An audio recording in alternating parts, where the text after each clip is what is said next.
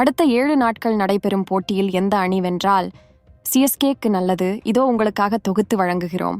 நிச்சயமாக இதோ ஐபிஎல் 2025 ஆண்டு சீசன் தற்போது முக்கிய கட்டத்தை எட்டியிருக்கிறது. மொத்தம் உள்ள 70 லீக் ஆட்டத்தில் தற்போது வரை 41 லீக் ஆட்டம் முடிவடைந்து இருக்கிறது. இந்த சூழலில் சென்னை சூப்பர் கிங்ஸ் அணிப்புள்ளி பட்டியலில் தற்போது 10வது இடத்தில் இருக்கிறது.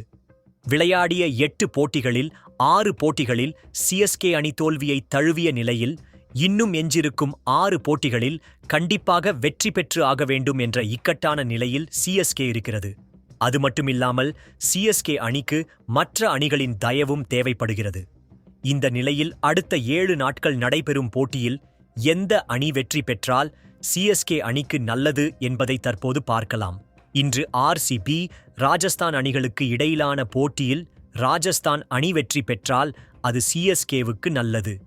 ஒருவேளை ஆர்சிபி அணி வெற்றி பெற்றாலும் அது சிஎஸ்கேவுக்கு பெரிய பாதிப்பை ஏற்படுத்தாது. நாளை நடைபெறும் சிஎஸ்கே சன்ரைசர்ஸ் அணிக்கு எதிரான ஆட்டத்தில் சிஎஸ்கே அணி கண்டிப்பாக வெற்றி பெற வேண்டும். இவ்வாறு நடைபெறும் பட்சத்தில் சன்ரைசர்ஸ் அணி பிளே ஆஃப் வாய்ப்பு குறைந்துவிடும். இதேபோன்று கொல்கத்தா பஞ்சாப் அணிக்கு இடையிலான போட்டியில் கொல்கத்தா அணி வெற்றி பெற வேண்டும். பஞ்சாப் வெற்றி பெற்றால் அவர்களுடைய பிளே ஆப் சுற்றி வாய்ப்பு பிரகாசமாகிவிடும். மும்பை லக்னோ அணிக்கு இடையிலான போட்டியில் மும்பை அணி வெற்றி பெற வேண்டும்.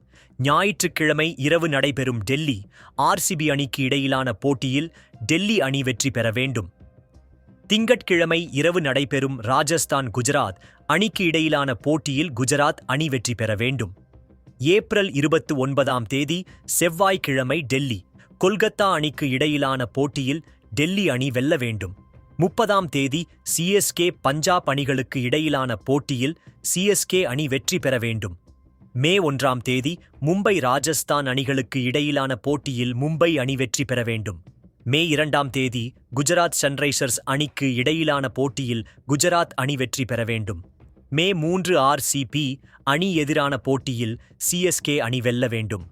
இதெல்லாம் நடக்குமா பொறுத்திருந்து தான் பார்க்கணும். நீங்க என்ன நினைக்கிறீங்க? சிஎஸ்கே போவோமா அல்லது போகாதா?